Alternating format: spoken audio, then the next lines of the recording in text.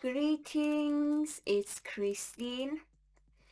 I'm back with a new video, but before we get into that, I have to give a tiny update what has been going on. So bring your own cute little teacup and fill it with tea that you like or coffee, whatever you like, and enjoy yourself. First, what I want to tell you is that I am really proud of myself because I've been working so hard since August with my study.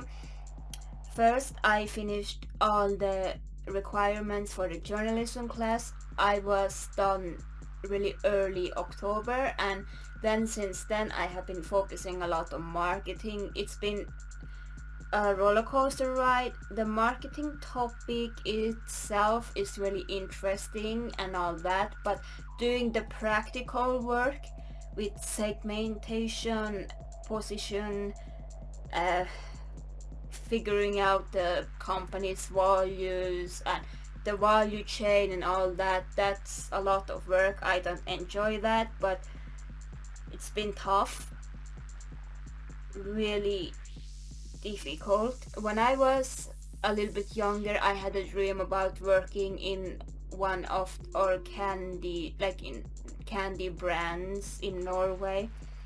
Nidar actually, or ice cream brand like Diplomis and Henning Olsen.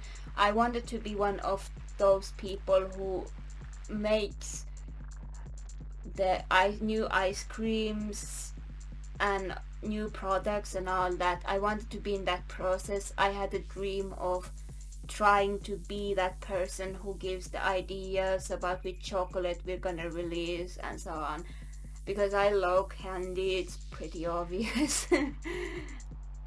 But I'm so glad that I took this marketing, because now I realize what's actually going behind the scenes, what goes into product making and how complicated that process is. And I'm glad because now I know how it is, and that this is not something I really want to, and I can put that dream to the garbage. I don't want to do that anymore. It was one of the few dreams that I had. I have many things I wanted to do in life. One was obviously make new chocolate, but now I don't want to do that because I know how much work it is. I've been working really hard, and even if I've been working really hard, I have been managing to keep one video per month. I promised you in the earlier of this year that I will put more videos out. I will not take that long break in between like I did a few months ago, so I'm trying to do a good job with both this channel and my study and all the things that are going on in the background. So the next change that I really want to talk about is my hair. I had pink hair since late June. It was pink and black. I had lots of fun with it, but my hair became really damaged. I know that teasing my hair is not the best thing either. I haven't done that much, but I decided to do it for this video's sake. I have the opportunity to do this, to dress really trad goth, because the family situation, current situation. I won't tell what that is, but when I'm home I can like do this, my teased hair, so it's a rare opportunity. And I literally decided to make a video while I'm really dressed nicely. This is not the type of outfit that I usually wear in my videos, but it has also another purpose. It's the content of this video. It's to show that somebody that is trad looking, like goth, typical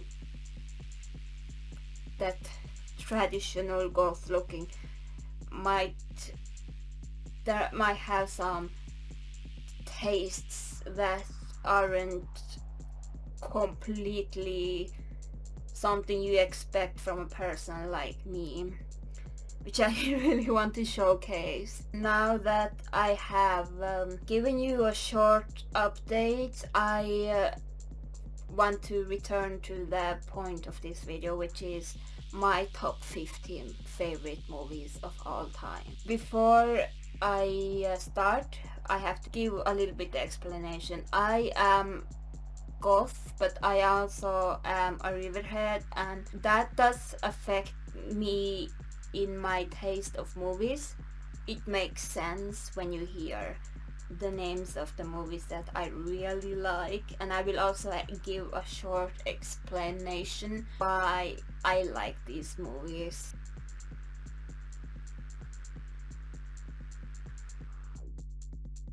It's the Addams Family. 1991.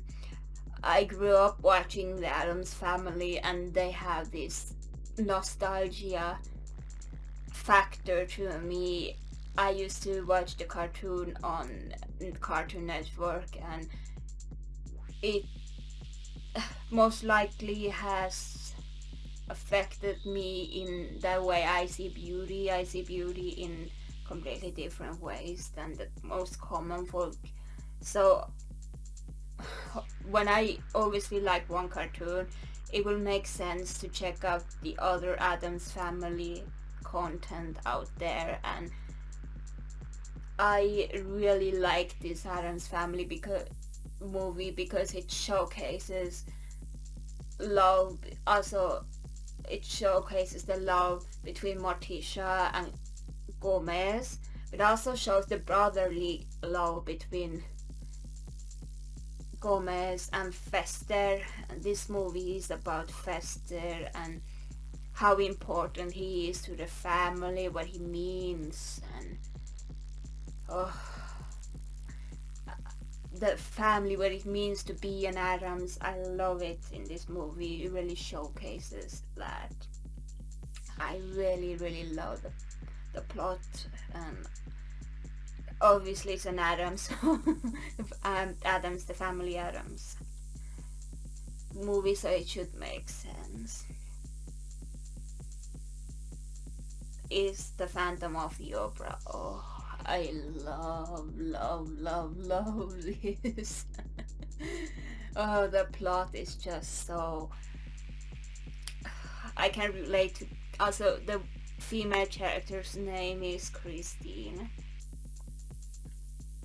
That should tell you enough about it. But that's not just it. I can relate to Christine in many ways, because usually when I talk about something, people don't believe me and they think I'm making things up when the reality is plain sight. But the Phantom of the Opera is really liked by goths too, so I'm not really standing out on that when it comes to liking that movie. Star Wars movie is The New Hope.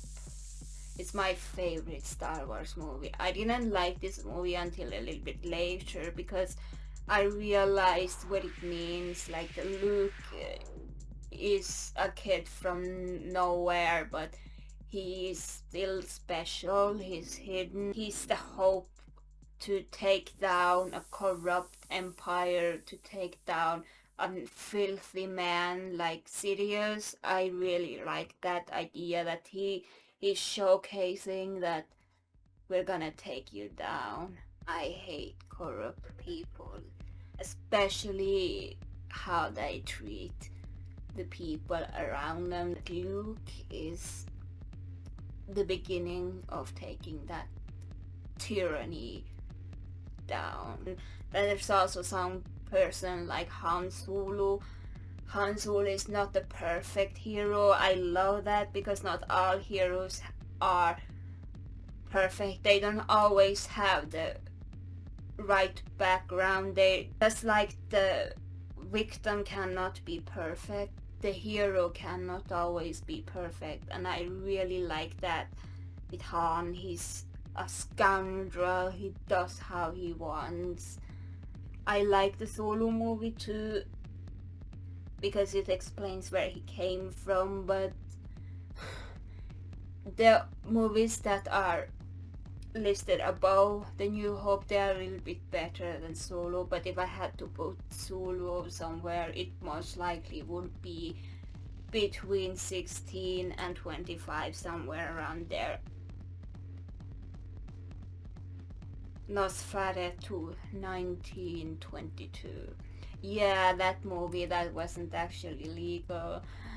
But I really like how it showcases the Dracula kind of really particular way. I love silent movies. That hasn't changed. I love watching old movies because it's fascinating how, because back then they didn't have that many special effects that we have these days. Back then all the effects were real, they had to make them. It's so fascinating.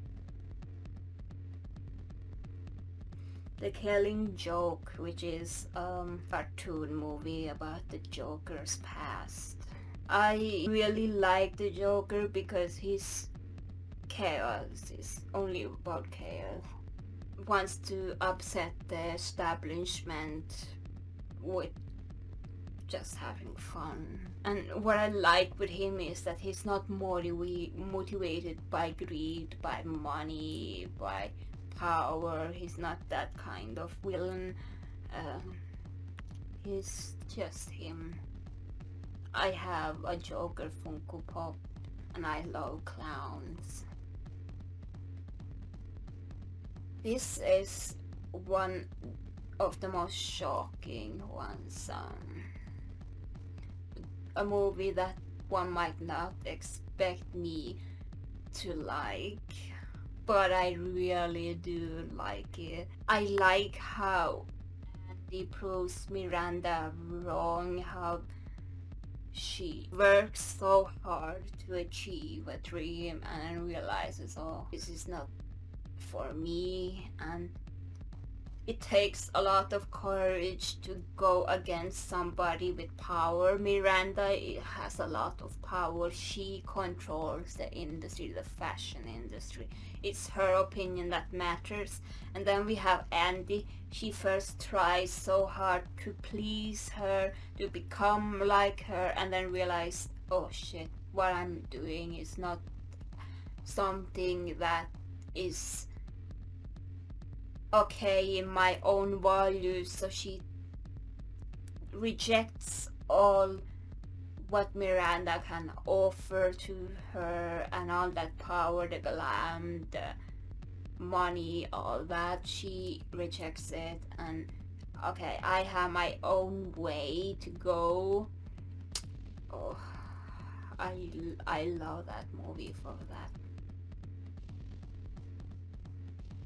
I felt like finally a movie that understands all the issues that women go through these days. When I was in the cinema this summer watching Barbie for the first time, I was like, wow. I was dressed in black and pink. I also watched Oppenheimer. I watched both, and my hair was pink and black, which is a choice by my hairdresser and not me particularly.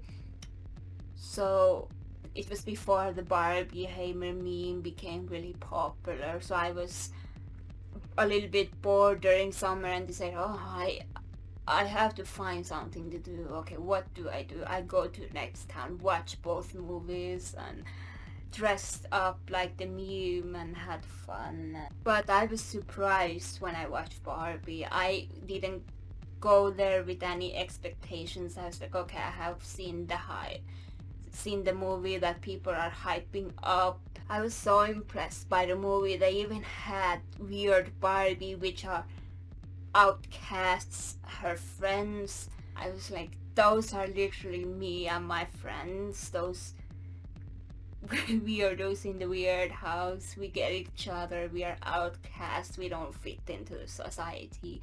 I felt so included by that, and that particular that they had weird Barbie and her friends in the movie made me feel so included, which made me really love the movie. First, I love the message that is in the movie, but I also love the fact that us weirdos are included and how important we are in society, that it's not just about the conformity folks, that we bring a lot of value to the table to see things in an alternative perspective. This is why I believe that normies should be kinder to alternative people and try to understand us a little bit more, because you will be enriched by our perspective of our values, and to understand them a little bit better will make you a better person in both your intelligence but also your empathy, how you see things, your perspective, it will change. For example, us goths, we go to festivals even if we're like 50, 60 years old. We have our fun, even if we're old, even if we have responsibilities. We don't look down on old people that are a little bit older or elderly or so on. But if a elderly person went to a club, for a normal club, that would be really serious. People will look down on this person. It's like normacy is like when you get older, all you have to do is pay your taxes, and I hate that. Just because your age doesn't mean that you can't have fun, that you shouldn't enjoy what the life or what the world is bringing to you, that you also have to have only square hobbies. This is a thing that I believe normies should learn from us alternative people, that just because we're old doesn't mean that we don't have fun. I like seeing the elderly in the goth scene, especially the festivals, because you know they have been there since the 80s and 90s. They have seen it all. They've seen the subculture grow. They have so much wisdom. They know all the bands. They have seen the shows. It makes no surprise that one of my really good friends is an elder goth. She's been since the 80s. She is fantastic. I love her, and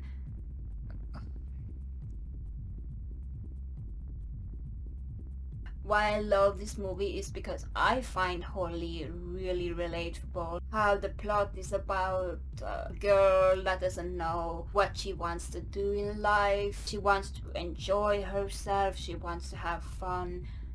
That part I relate to because I'm 28 now. I've been these few years I've been drowsing. I don't know what I wanted to do. I've been trying to figure out my life, what I want to do. I don't know yet, and I'm not succeeding with this YouTube either, but I like making videos. I think I have found something that I really want to do, but I don't know if I have the ability to do that. Still, she is a free spirit, Holly, and what I like is that I understand that I don't want to be in a cage of responsibilities where I'm not able to do the things I like. The idea, for example, that I'm not able to go to goth festivals, it literally makes my head in pain, like think, oh my god, I'm not able to see all the bands that I love, I'm not able to get signatures of the bands I love, I'm not able to see my friends, I'm not able to communicate with the people similar to me in real life situations. That's horrible not to be able to do. When I had an ability to do that since 2019, I realized that this is something I want to do, and having something that makes me unable to do that it's horrifying. And Holly has the same issue, kind of, because she wants to have the freedom to do whatever she wants, and because she's so afraid of things that will not be able to let her do as she pleases, she's afraid of that, and I relate so hard. I like this movie a little bit better than one. I like the plot a little bit more. It has so many good scenes. I like the new baby because the new baby is hilarious.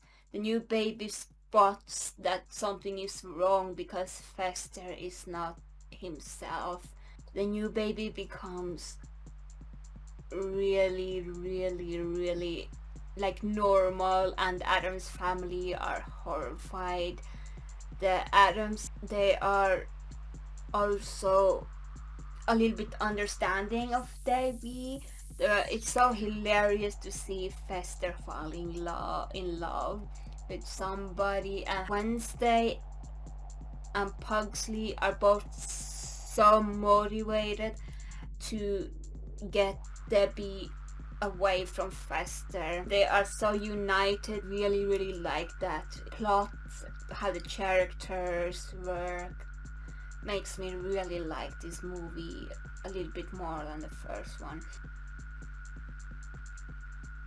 Showing that the typical Barbie woman is not somebody you should underestimate, that just because somebody likes this kind of look doesn't mean that they are stupid or dumb. And I really like the idea that she shows her hard work, her dedication to law, and the fact that she uses all her knowledge to take the culprit in the end and still keeping her promise. I really like the message in this movie that just because you are a certain way doesn't mean that you can't achieve this and that. Whatever you want, you can if you put the effort in. There's a combination in luck and hard work, but I don't believe only hard work will allow you to get there, because there are so many people in this world that work so hard but still are not able to achieve what they want, or because they were not born into the super rich or middle class. And that is only luck, that the fact that your parents had money. But I still like movies where the main character shows dedication, shows what she really wants and gets it, and shows the world what she really is, and that she is not how you perceive her as. I grew up watching that mostly every Halloween, so it has mostly the nostalgia reason why I really love this movie.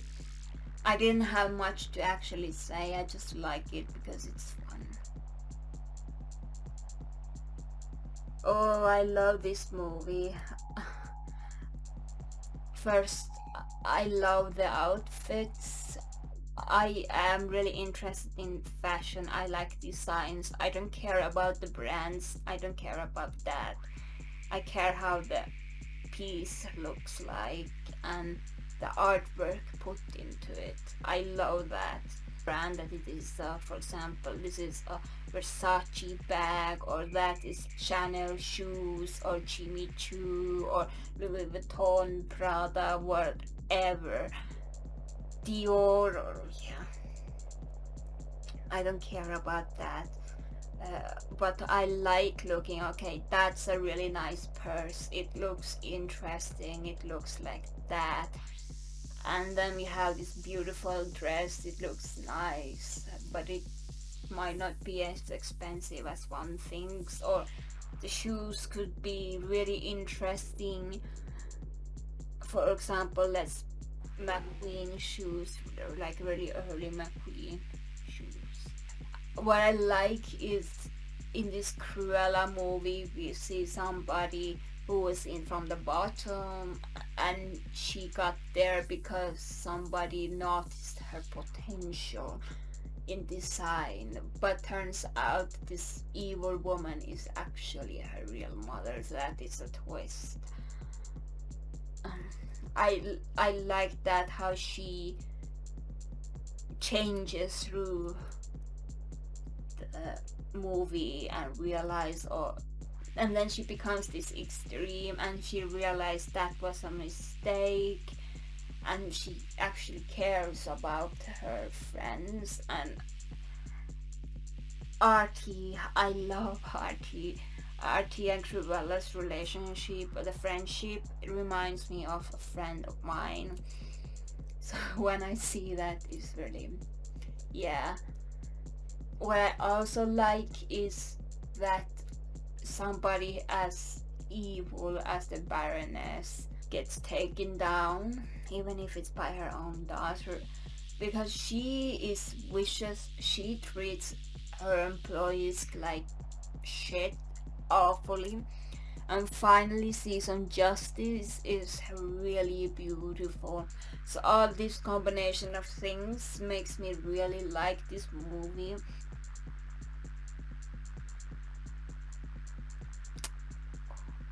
This is the riverhead in me speaking. I love the plot. Matrix has so, if it's so unique, it was something of its own. I like the two other movies, the fourth one not so much. But if I had to choose a Matrix movie, it would be the first one, and I think many agree with me. There are particular scenes in the second and the third movie that I really like. Also, I really like there's a message in this movie.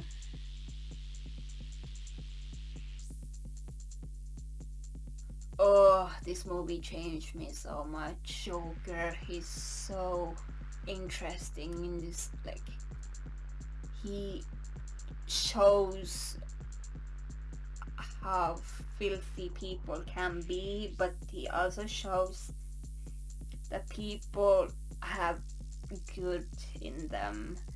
The boat scene is amazing to showcase that yes, there are two kind of people.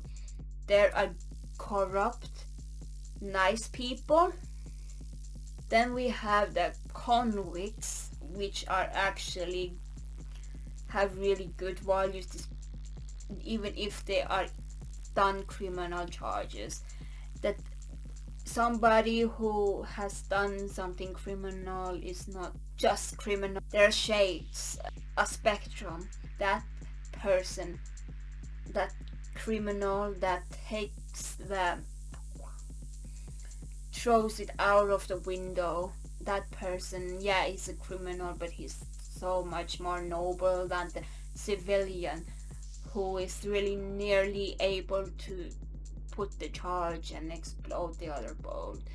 It shows that there are nuances to people, and we also have Dent itself. Yeah, if you manage to break somebody to the very lowest, their their darker side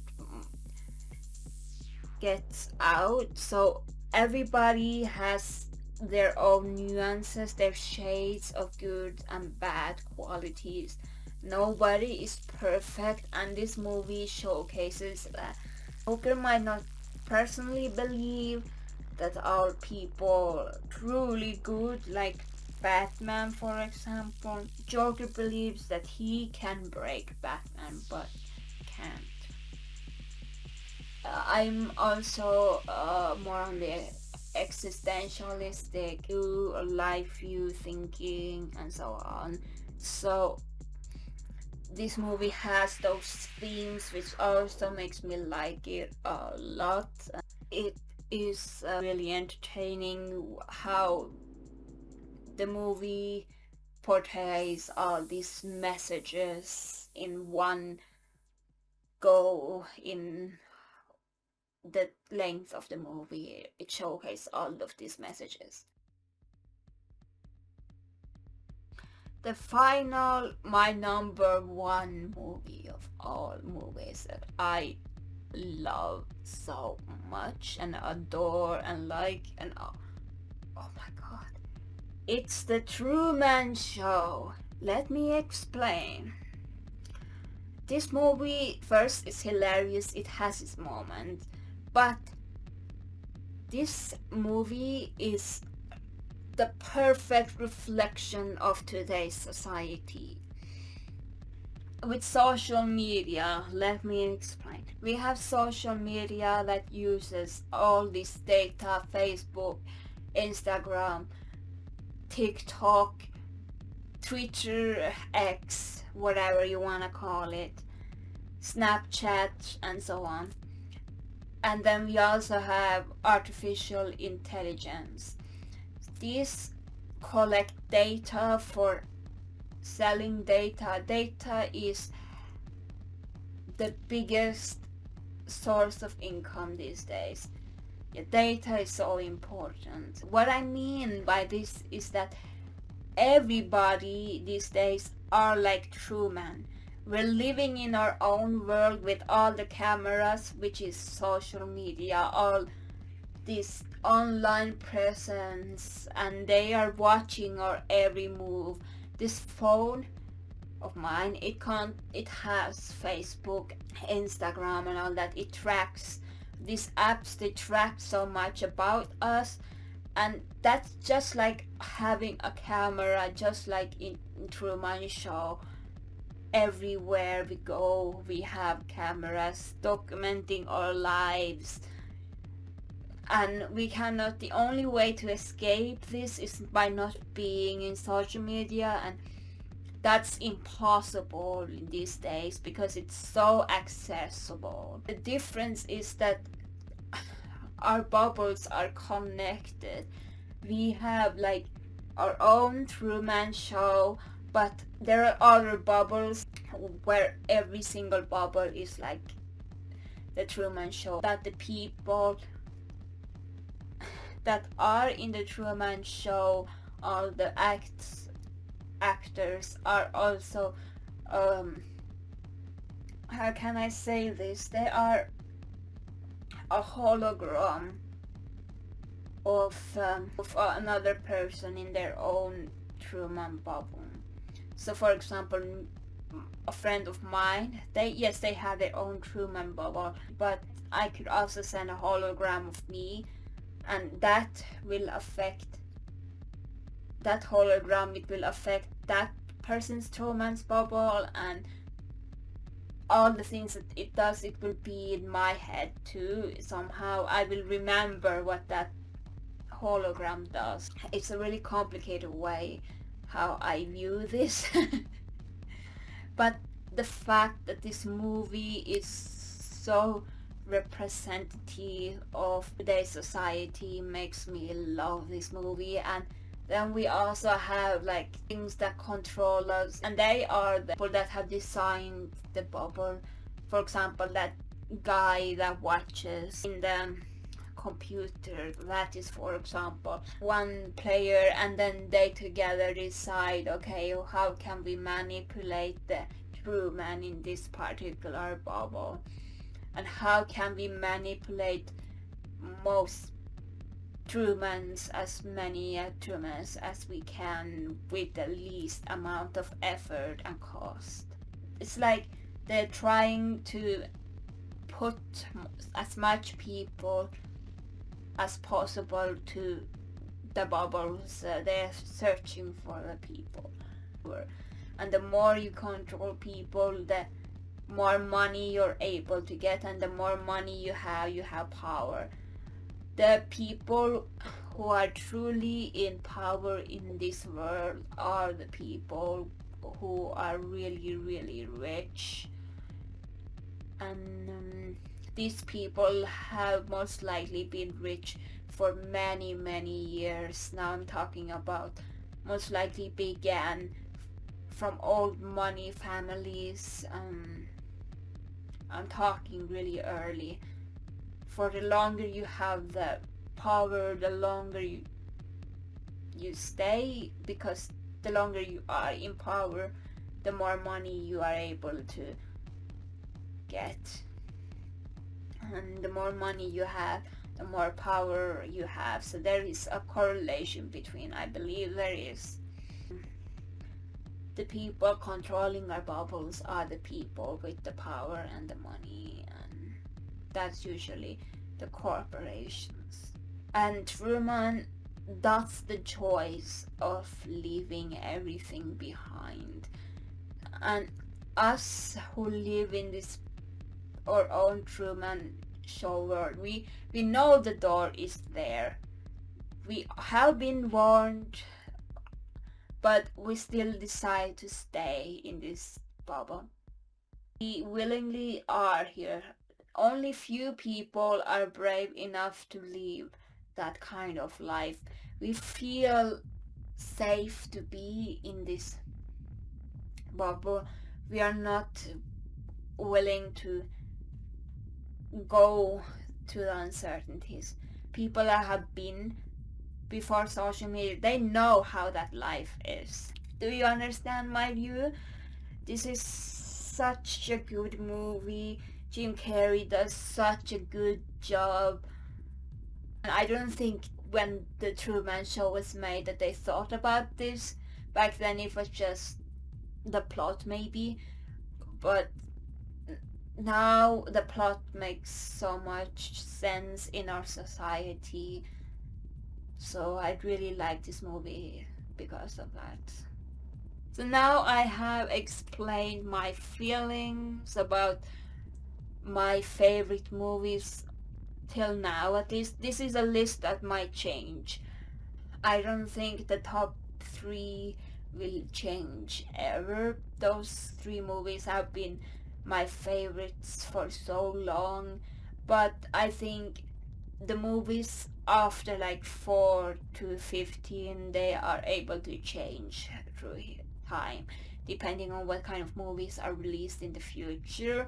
In maybe in few years, I don't think I will have the same top 15, but the top 3, I think they will stay the same, because these 3 movies, they are so impactful, and the messages, the plot, the characters, how everything is put together, the scenes, just fantastic.